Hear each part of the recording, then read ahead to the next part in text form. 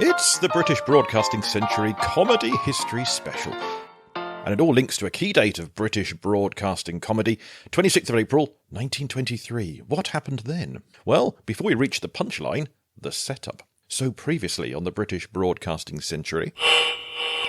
It's late April 1923, and a special Shakespeare's birthday broadcast included scenes from his plays. He didn't even bother to show up, the 359-year-old prima donna, but behind the scenes, the BBC is on its last days at Marconi House. Savoy Hill Studio will open within the week. Reith is fighting a battle with the government over the licence fee, the quality of programmes, and really an existential question. Should there be a BBC at all? Should there be broadcasting at all? Well, every broadcast matters then, and they're constantly innovating.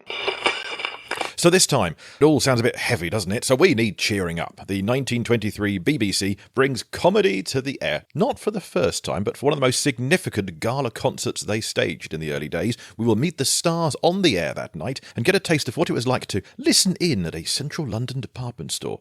We'll also chat to one or two of today's comedy writers about their own comic inspirations, from Dad's Army to Dinner Ladies, Blackadder to Bottom. We'll hear from James Cary and Simon Dunn, with just a little bit of Geoffrey Holland. And there's a reason that I'm singing that song like that. All will be revealed. Don't tell them, Pike, but it's episode 73, a what I call comedy special. I mentioned it once, but I think I got away with it. It's a British Broadcasting Century.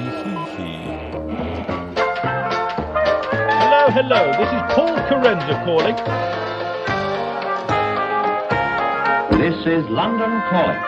Hello, welcome. It's Paul here. Last episode was drama. Well, this episode, it's comedy. And thank you for your kind words on the last episode. If you've not heard it, do seek it out. It's the wonderful tale of Phyllis Twigg, the under-recognised first radio dramatist and first TV chef. And trust me, I'm not leaving her tale there. I'm working on the biopic script as we speak. It must happen, surely. Such a fascinating story. But first, I'm working on my novel. But before the novel, I'm working on this podcast. So lots to do to tell this broadcasting history story a number of ways. Now, this episode will be leaping forward into the late 20th century with James Cary and Simon Dunn and Geoffrey Holland. But as for our very gradual timeline to the earliest moments of broadcasting, we've reached the last days of Marconi House. It's the 26th of April 1923. That's where we're zooming in on this episode. It's one of the early BBC's finest nights of comedy, as one of the top troops of the day take to the mic. I hate to run the risk of being boring. I rather think I've said all this before. The Co-Optimists. We will meet them soon and hear about their unusual pre-BBC broadcast as well. One of the only public broadcasts in 1921. Odd, because there was a broadcasting ban then. How did they get around it, and what was that all about? All will be explained. It's quite a tale, and in the process, I think we've discovered a new/old studio that's been unheralded till now and maybe deserves a blue plaque on the wall. Yes, the scene of the first London broadcast.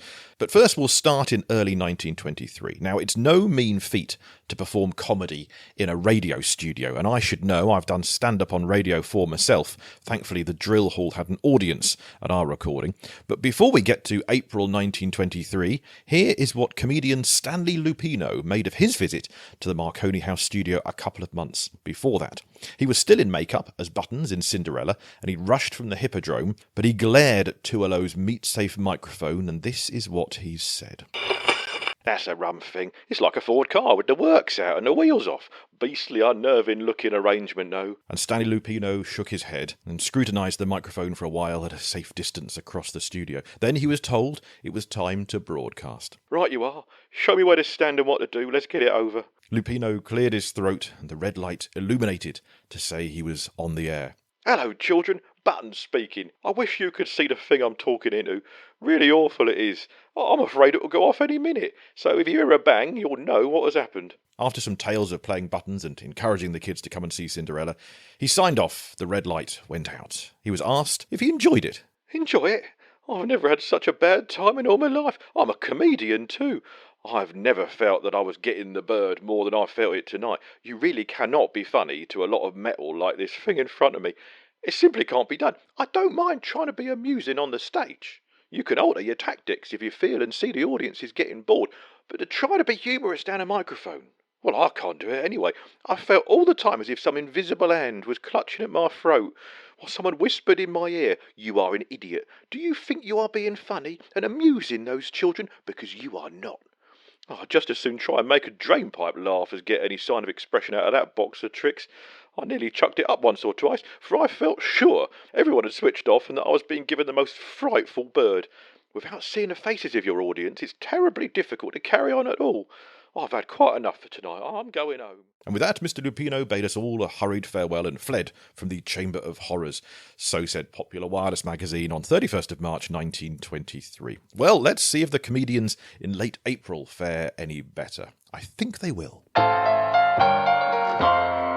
But to reach April the 26th, 1923, a few little dates to catch us up on of relevant moments. Mid-April 23, you do get an attempt at mirth on the wireless with A little sketch by our old friend Captain Eckersley, performed by the members of the BBC staff. And this is off the back of the press pressure and the government inquiry into the BBC, the suggestion of no licence fee, no charge for listening to the wireless. The BBC defended itself with a bit of satire and a bit of mockery, written for them by their chief engineer and pre-BBC humorist Peter Eckersley. Now here is how the sketch apparently went. A woman prophesied the dawn of a new era when railways would be free and newspapers given away. Just imagine what they'd think of the Metro, let alone the Metro and the Evening Standard. Newspapers have specialised in giving away for several years, the woman announcer said on the radio in this sketch. Lately it has taken the form of free insurance. Soon we may see the newspapers themselves given away. At this point, the hoarse voice of a man broke in, representing the editor of the Daily Express, who were very anti-BBC. He shouted, "Never, never!" the suggestion of giving away newspapers, and he broke into peals of laughter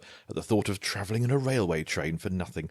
And then the woman said that she would give a sample of the programmes which would be broadcast, even when the BBC was stopped and replaced by commercial broadcasting. The audience then heard excerpts of bad programmes and bad music, including the extremely puerile noises of a weird orchestra. She ended the sketch warning, "That is the sort of thing you will get." Yeah, a weird sketch by the sounds of it, but it gave the listeners a flavour of an underfunded auntie. This was the "What has the BBC ever done for us?" John Cleese sketch of its day. A week or so later, it's the 21st of April. Popular Wireless magazine had an article demonstrating the threat to the Beeb if a lot of these bans continued, various personnel being told they couldn't broadcast because of disputes. So this was written by novelist and radio ham and BBC backer William Lecoux, who was moaning at theatrical managers and phone companies who were after a greater cut when sending performers to broadcast. They thought of the BBC as a record label and that they should be financially rewarded accordingly. The article said, "The gramophone companies are endeavouring to make out that a radio microphone is a sound recording device. As a result, they were stopping their artistes from performing in front of said mic. I doubt it could be said that a telephone transmitter records sound. Surely it distributes it." Yes, we'll hear shortly about that ban in action. A star of the day is exiled from the studio, and he's not happy about it. 2 days later, April 23rd, it's the Shakespeare broadcast we heard about at the end of the previous episode. 2 days after that, the famous Savoy Havana Band take to their airwaves for a second time, very popular. And of course, the BBC were moving in next door to Savoy Hill at that very point. Broadcasting would commence from there within the week. But the next day after the Savoy Havana Band, it's the 26th of April, 1923, a very special day because it's the day of the royal wedding. Yes, the future George VI and Elizabeth Bowes-Lyon, a.k.a. the Queen Mother to many of us of a certain vintage. John Reith was eager to broadcast this wedding, arguing that it would benefit from the devotional point of view. But permission to broadcast the wedding was refused for potential blasphemy, some said. At this point, the BBC had not broadcast a church service and hadn't quite worked out what brand of religion to broadcast, although High Anglican was probably quite likely, I guess. Leaders of the church were quite wary of broadcasting, including the Dean of Westminster. He was responsible for the royal wedding, and he was the one who said no. So, well, how else do you celebrate a royal wedding on the air when you can't broadcast it? Well, on London 2:00 that evening, 7 o'clock, by kind permission of the Dean of Westminster, the choir of Westminster Abbey will repeat the wedding anthem by Mr. Sidney Nicholson as performed on the occasion of the royal marriage. The conductor is Mr. Sidney Nicholson.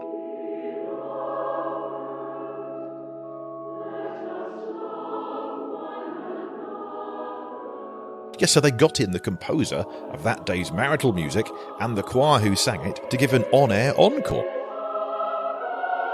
So it felt as if you had been there. Nice. But it's not enough. So, planned weeks in advance, Harrods, the fashionable department store, hatched a plan. Remember that department stores like Selfridges had been promoting broadcasting when so many others were doing it down. Selfridges had even loaned the BBC some of their advertising space earlier in 1923, when the newspapers had stopped printing BBC listings, thinking they were competitors. Remember too that Selfridges and Harrods, well, they'd had a shopping war for decades, and it was at its height at this point. Years earlier, they'd had competitive Christmas light switch-ons, who could get the decorations up first.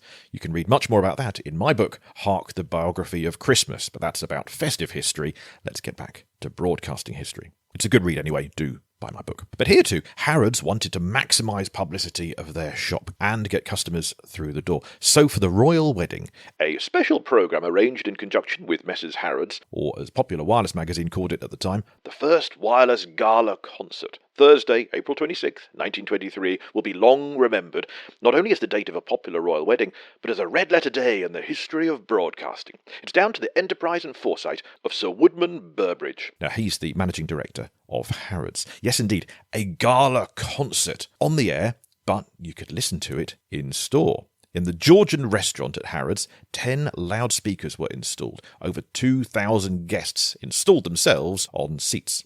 There's a beautiful picture of this that Andrew Barker has found and shared on our Facebook group. I will link to it in the show notes so you can see this huge packed room of ladies and gents suited and booted as if they are facing a theatrical stage, but instead it's a gramophone horn, all in this rearranged restaurant there in Harrods. Elsewhere in the shop, they had 3 loudspeakers in their lecture hall. They had 2 loudspeakers in their music salons. So a total of 4,000 people attended that day.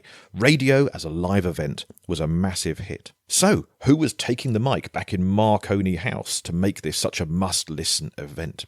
Well, after the choir with that wedding anthem, it was Jose Collins at 7:30. She was the first celebrity on the air a few months earlier, back in December 22. So she was back fresh from her West End stage. If you couldn't get a ticket for her show, you could hear her before the 2LO microphone. On every occasion, I dread it, yet it fascinates me, she said at the time. So then listeners, whether at home or at Harrods, would hear the band of the Irish Guards and the Gresham Singers, a male quartet, and then the headline act, the Co-Optimists, one of the leading comedy troupes of the day. Marconi House must have been absolutely packed with the singers and the band and the comedians. It was in fact so packed that the Co-Optimists were causing chaos off mic as well as on mic. During the customary pause for furniture shuffling, which was quite normal between acts. Stand by for a few moments, please, while the orchestra gets ready. A piano got stuck in the studio door.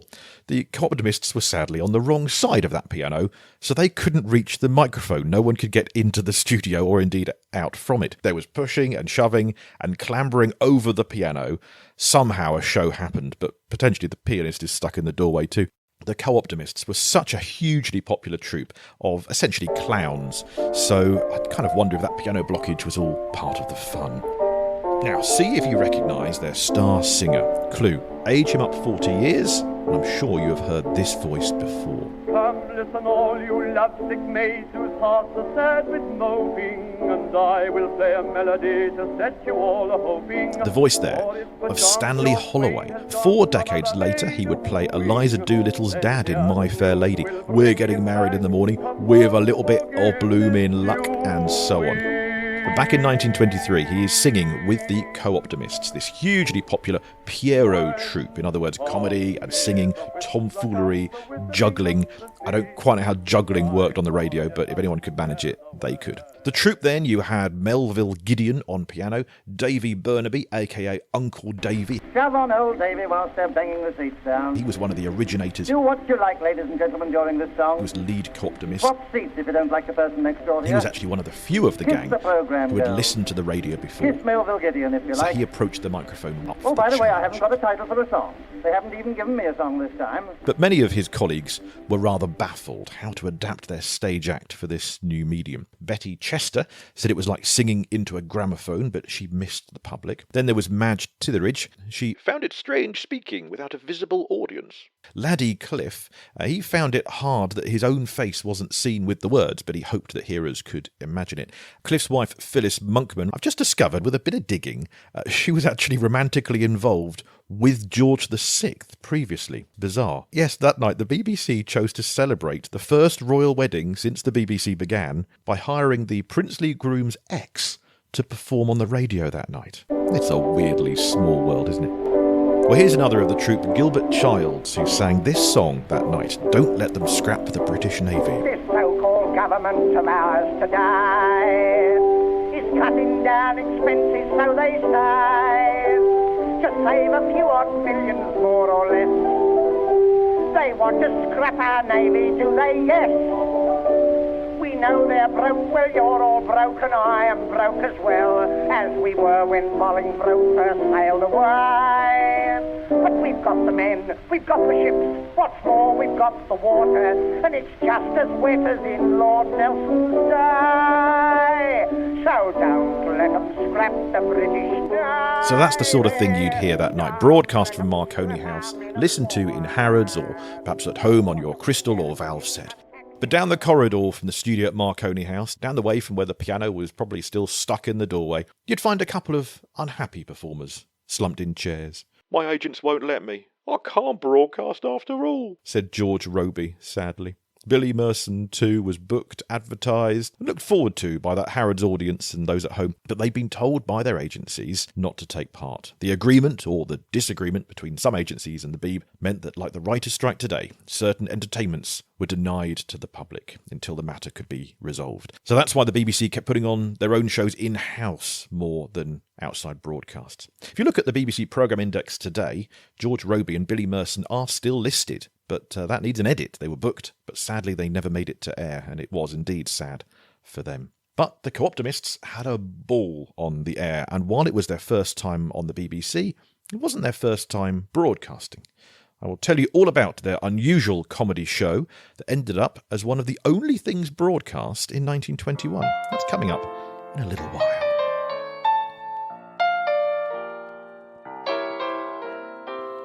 But first, some guests. So let's spring forward a few decades with a couple of fine visitors who've joined us here, if they could get past the piano stuck in the studio door.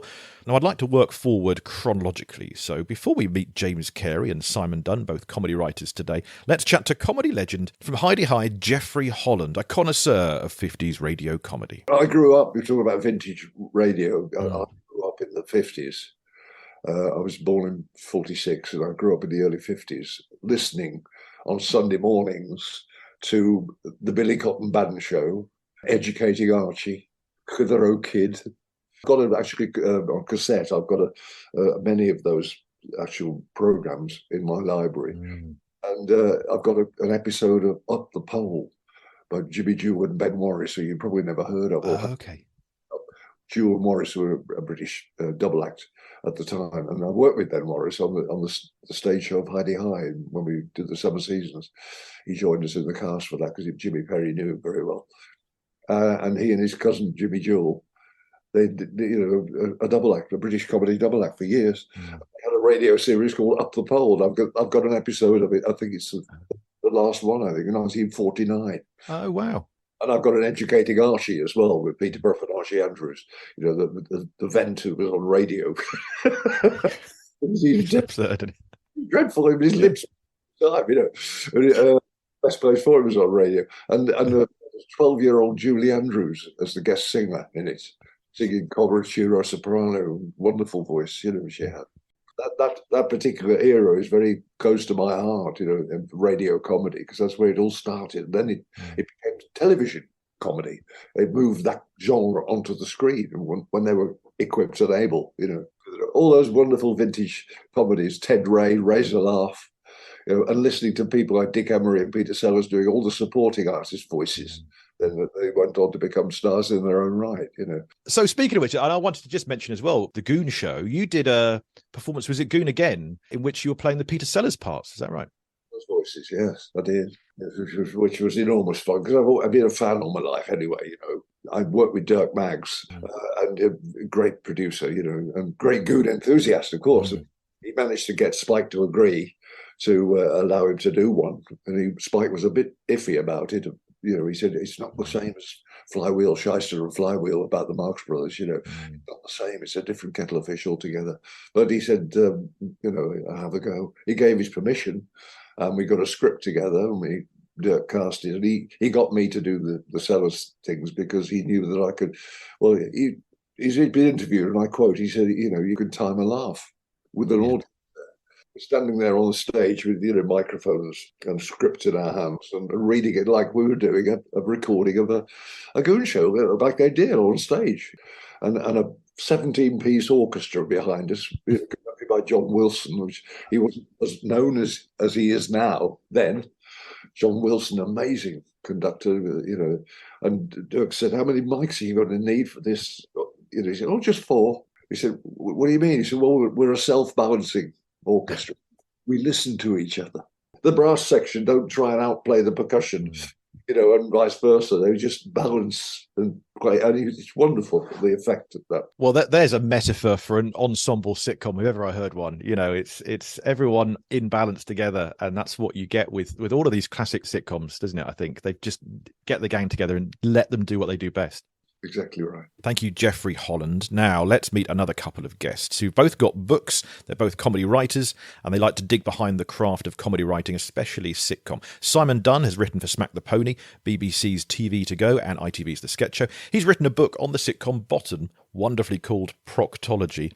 And we'll hear from James Cary. He's written for BBC's My Hero, My Family, Miranda, and he co-created and co-wrote Bluestone 4-2, BBC's bomb disposal sitcom, as well as radio shows Hut 33, Think the Unthinkable, and several series of Milton Jones shows. His books include The Gospel According to a Sitcom Writer. So working their way through comedy history in a non-definitive guide, let's begin with James Cary. The BBC sitcom, they really have churned out an awful lot of them. So many happy years in my childhood, I grew up watching sitcoms. I'm the youngest of 4. So by the time I was sort of 8 or 9, my parents had given up trying to stop me watching TV. And I watched all the stuff that my older siblings watched. So I became a lover of sitcom. And then when I got the chance, I wanted to write them. Apparently, the first British television sitcom was Pinwright's Progress on the BBC from 1946 to 1947. I would not have known that. I would have said the Glums or something. Then Hancock transferred from radio to TV in the 50s. And since in the 60s, the BBC produced the earliest of Richard Waring's domestic comedies, Marriage Lines, with Richard Bryars and Prunella Scales, 1961. I had no idea. Never heard of that show. Yeah, and in a way, I think we associate sitcoms particularly with the 70s and the 80s. But yeah, it does feel like that it is a slightly historic form that's kind of grown into this odd contrivance that just seems to kind of work. And then the Americans kind of took it and ran with it. I mean, in a way, I think they kind of invented it too. Delighted to welcome to the podcast now a man who is an expert in all of those, I would say, niche areas that you haven't thought about in entertainment history. Simon Dunn. Hello, Simon. I don't know whether expert's the right word. I just have a fondness for the esoteric, perhaps, or the ephemeral as well. So, for instance, I wrote a series of blogs about sitcom ovens. Because I've been watching a lot of sitcoms. It was lockdown, and I just noticed that. Yeah, exactly. I just noticed that there was quite a lot of shared ovens in sitcoms, especially across Roy Clarke sitcoms for some reason. So shared, as in the same one crops up in different kitchens. Yes, because it's the prop department for the BBC. Yeah, cool. I'm assuming. Yeah.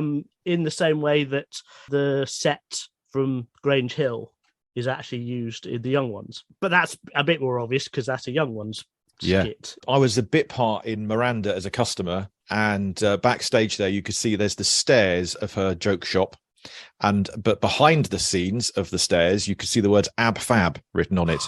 So the same stairs that Jennifer Saunders goes down are the same stairs Miranda falls down in many an episode. But there you are. Oh, that's interesting. That's fantastic, actually. I'm kind of convinced that there's a bit of a set from an episode of Steptoe and Son in the Young Ones. But I can't remember what episode it's from, so I can't go and check. I think Steptoe and Son is very influential. It was remade in America as Sanford and Son. And did hundreds of episodes. They did loads more, didn't they? Yeah, and when one of the characters left, it became Sanford Arms, and then that became Sanford. So it went for a long time, and 16 of the original Steptoe scripts were actually reshot almost word for word. So that was like The Office of its day, in a way. Beyond the Fringe movement, that whole satire boom. That was the week that was. In 63 to 65, Frost, whilst making the Frost Report, the follow-up to TW3, was concording across the Atlantic.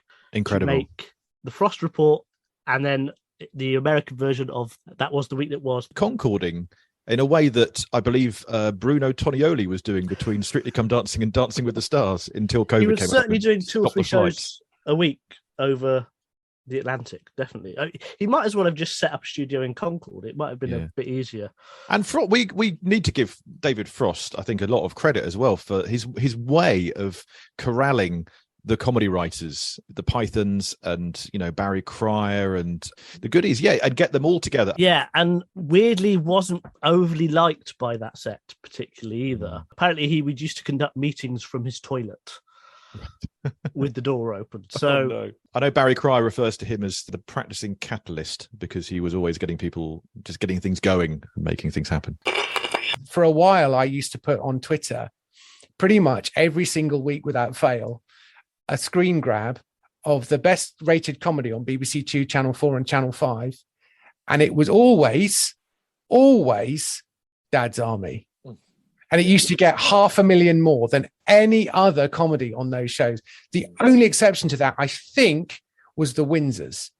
I think the Windsors managed to beat it. But other than that, nothing did as well as Dad's Army, which is an old-fashioned sitcom, which I know has a load of nostalgia built into it. And it's in a way, it's a false comparison. But it doesn't tell you, it tells you something, doesn't it?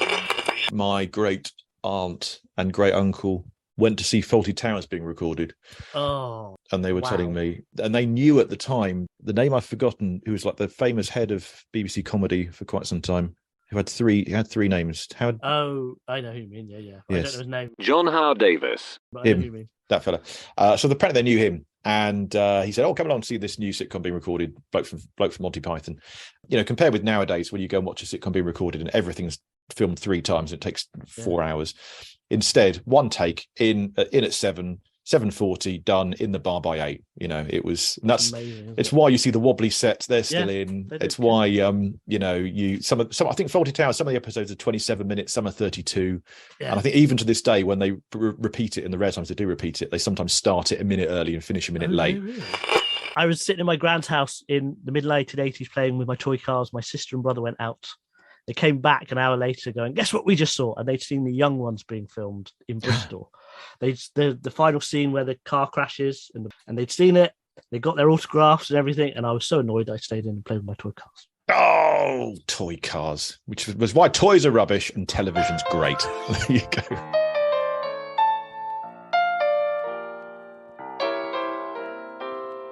More from James Cary and Simon Dunn very shortly. But first, we have a tale left to tell of the Co-Optimists, that hugely popular comedy troupe of the 1920s. They made their BBC debut on April the 26th, 1923, as we've heard, at that Harrods concert. But they made their broadcast debut nearly 2 years earlier, long before there was a BBC or even an idea of one. So this, I wonder, might make them the first comedy group on the air, maybe in the world even. Did America bring a comedy troupe to the airwaves before August 1921? I must look that up. If not, Co-Optimists, have that award yourself. And also this makes it, I believe, London's first public broadcast. So what was happening that made them pretty much the only thing broadcast in Britain in 1921? If you go back to early episodes of this podcast, you'll be able to hear how, in late 1920, the government essentially banned experimental broadcasting. They feared it might interfere with legitimate services. Military, maritime, police as well were starting to use radio, that sort of thing. So the British government were cautious, and they put a stop to the concerts from Chelmsford. So how did the Co-Optimists break that ban in August of 1921? Well, it all comes down to a soldier who lost his sight in the Battle of the Somme, Captain Ian Fraser. He established this idea, later adopted by Arthur Burrows on the pre-BBC 2LO, of experimental broadcasting for charities. You see, the artists perform for free for the cause, the government allow it, it's for charity, and the listeners in get a broadcast. So Captain Fraser had set up St Dunstan's. This is a hostel for soldiers who'd lost their sight in the First World War. Back in his pre-war days, Captain Fraser had been toying with wireless at school. He was one of those radio hams, early adopters. His call sign was 5SU.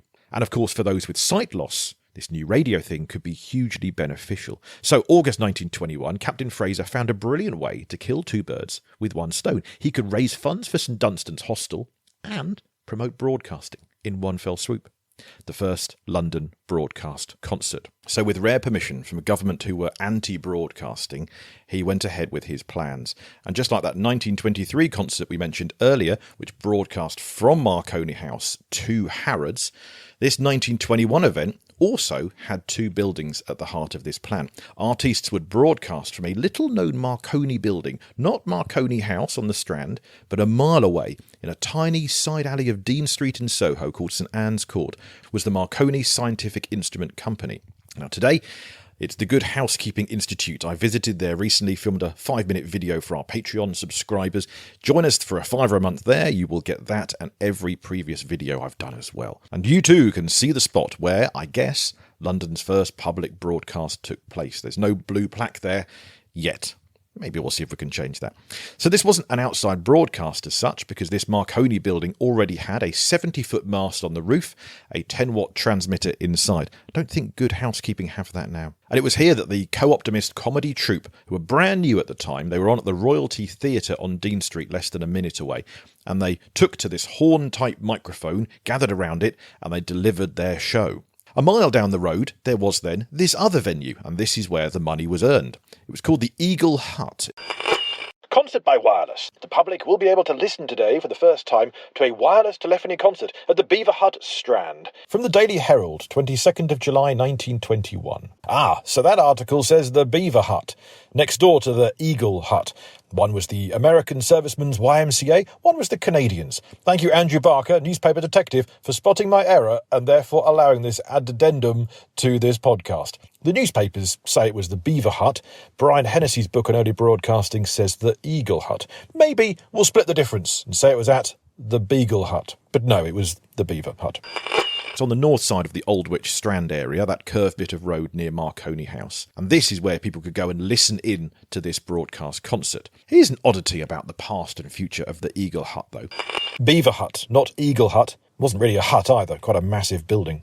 In its past, it was the site of the Tivoli Music Hall, and some of the comic performers in this broadcast had performed on that very stage when it was a music hall. Now they would send their voices to this very spot instead. How bizarre.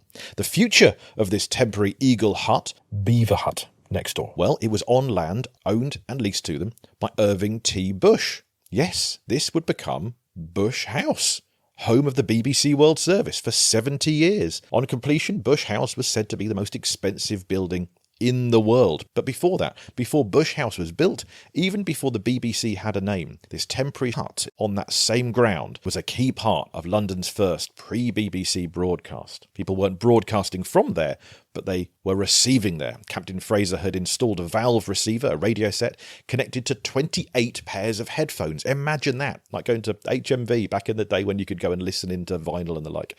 This is summer 1921, a time when most people had never heard radio or barely heard of radio. What a magical opportunity for the 4,000 people who passed through the doors that day. And for $1 each, they got to listen to just 3 minutes to that concert a mile away. It'll be given daily, free of charge, at 11:15, 2:15 and 6:15 as an attraction at a sale and exhibition in aid of St Dunstan's work for blinded soldiers. Andrew Barker tells me that St Dunstan's did similar the November before, 1920, in Cardiff, with a wireless demonstration once again, all in the name of charity and promoting the cause of broadcasting. Looking at these newspaper articles that Andrew Barker has shared with me, it looks too like this wasn't necessarily just a one-day thing. One article says that it ran from July the 21st to the 30th.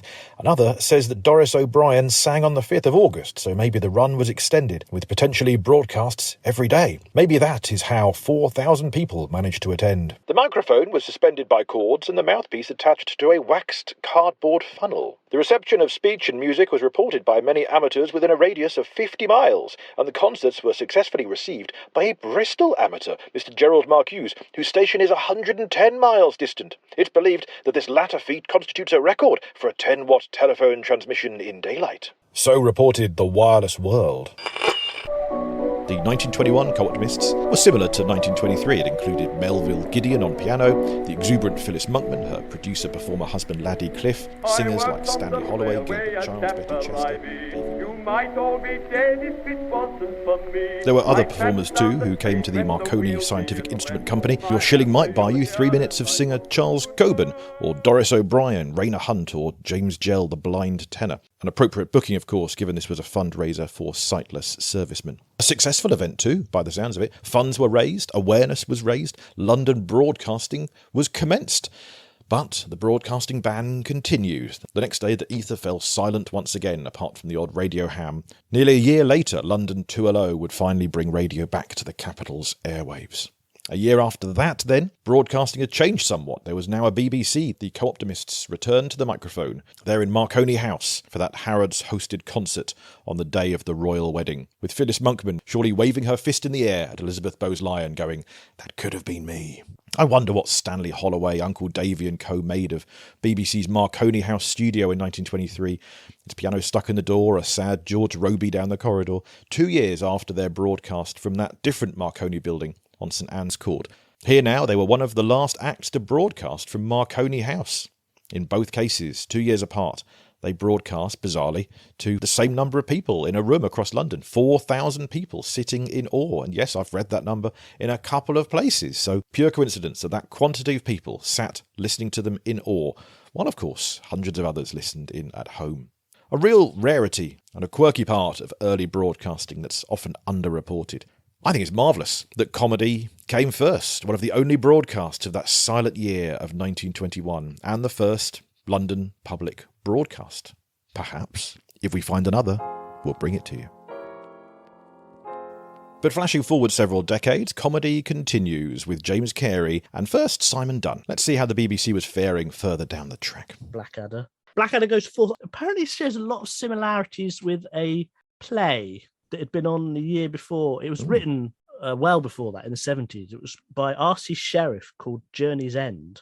But the year before Blackadder was on, they'd done a TV version of it with Jeremy Northam and Timothy Spall. Ah, so it's kind of zeitgeisty. Well, in the same way that Hello, Hello, forgotten to have been a parody of the long-running hit BBC drama series Secret Army. Yeah, of course.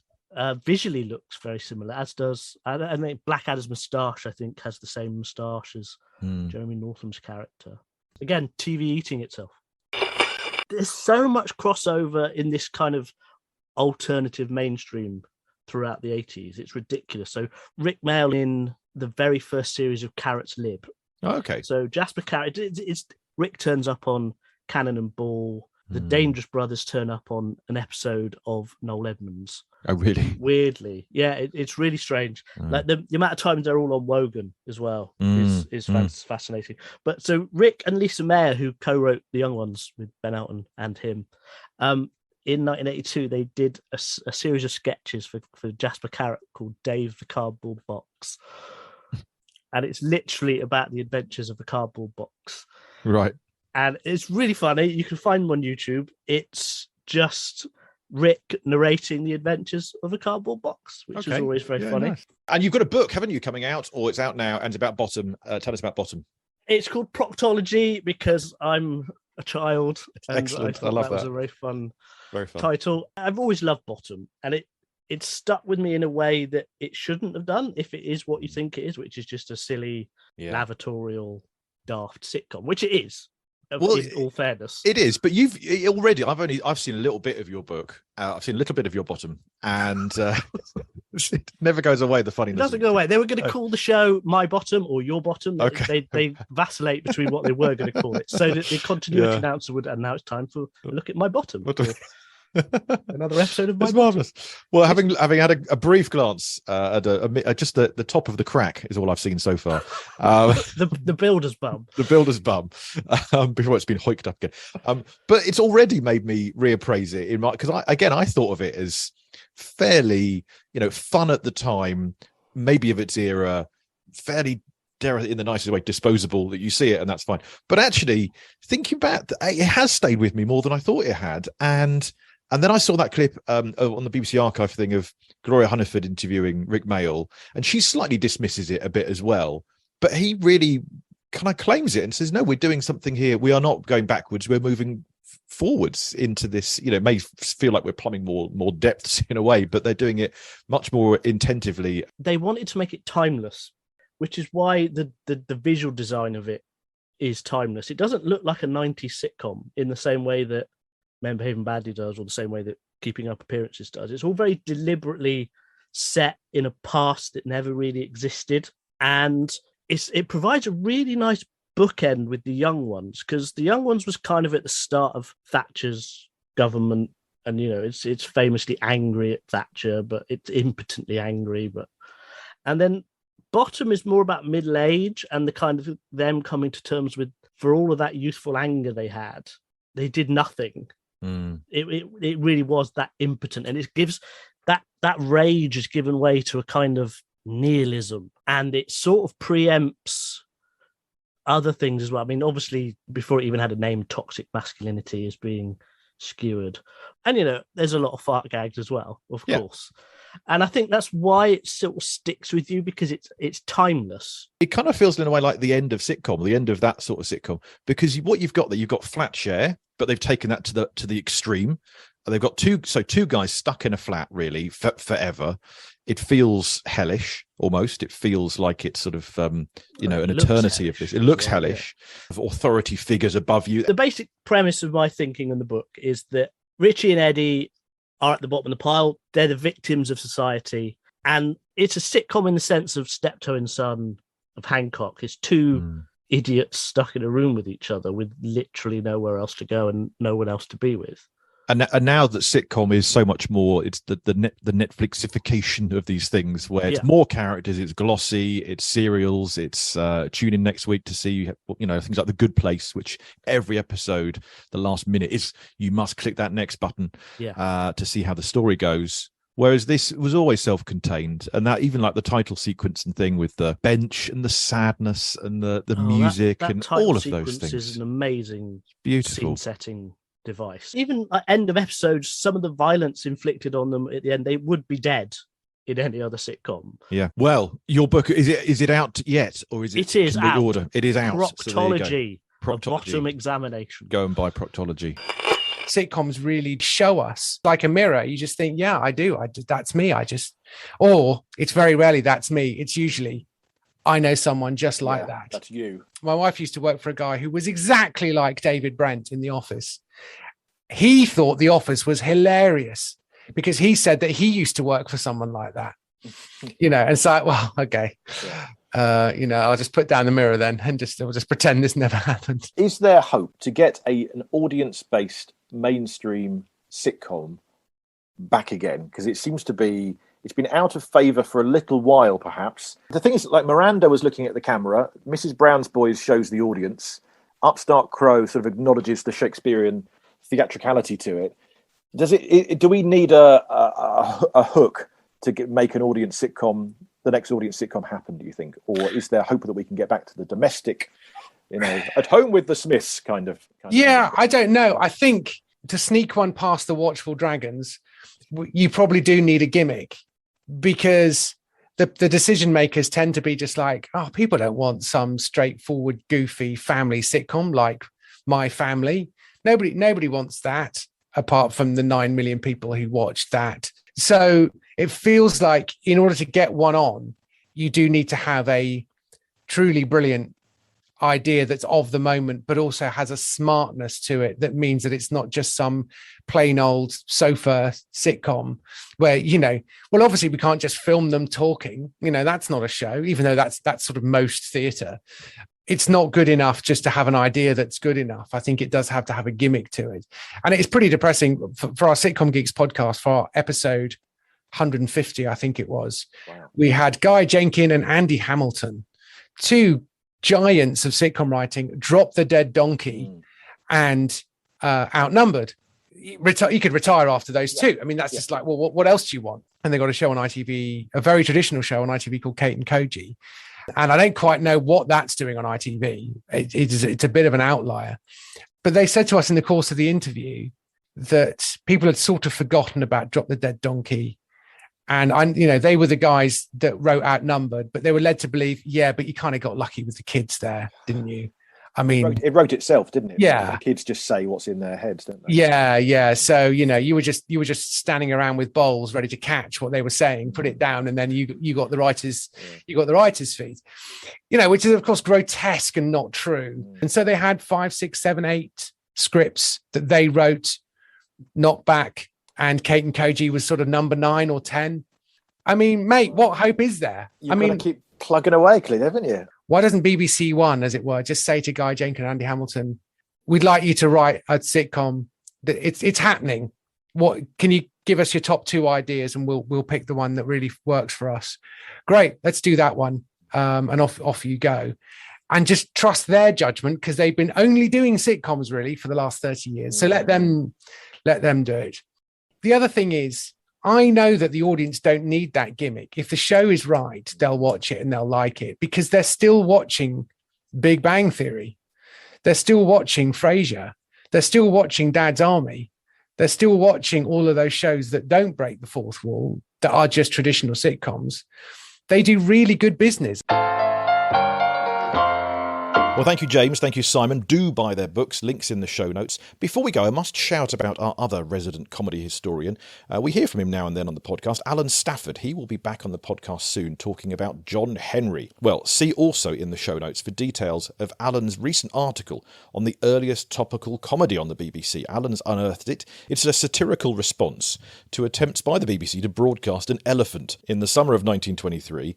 And days after that, in August that year, John Henry's wireless elephant spoofed that bizarre event on the air. Alan's found a later recording of what that would have sounded like, John Henry's wireless elephant. Now, I just want to state that the next time there's any experimenting to be done with elephants, I shall not be present. Now, my flat's on the top floor, and I had a bit of bother getting Percy up there.